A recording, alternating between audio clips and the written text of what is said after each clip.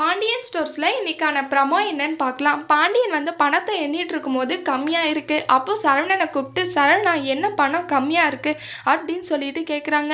அப்போ வந்து அப்பா எங்களுக்கு தெரியாதே, என்ன பணம், என்ன சொல்கிறீங்க, என்ன காணாமல் போச்சுன்னு சொல்லிட்டு கேட்குறாங்க. இல்லைடா, நான் அங்கே வெளியே போயிட்டு வரேன்னு சொல்லிட்டு போனேன்ல, அப்போ ஒரு சில கொஞ்சம் காசு வச்சுருந்தேன், அதுலேருந்து கம்மியாக இருக்கே அப்படின்னு சொல்லிட்டு கேட்குறாங்க. எனக்கு தெரியாதேப்பா, நானும் கடையிலே தான் இருந்தேன், பழனி சித்தப்பா மட்டும்தான் போயிட்டு அங்கே கடைக்கு போயிட்டு வந்தார் அப்படின்னு சொல்லிட்டு சொல்கிறாங்க. அப்புறம் எப்படிடா காசு கம்மியாக இருக்குது அப்படின்னு சொல்லிட்டு சொல்கிறாங்க. சரவணனுக்கு வந்து ஒரு சந்தேகம், மயிலோட அப்பா எடுத்திருப்பாங்களா அப்படின்னு சொல்லிட்டு. அதை வந்து பாண்டியன் கிட்ட சொல்கிறாங்க. அப்பா ஒரு வேளை மயிலோட அப்பா எடுத்திருப்பாங்களோ அப்படின்னு சொல்லிட்டு.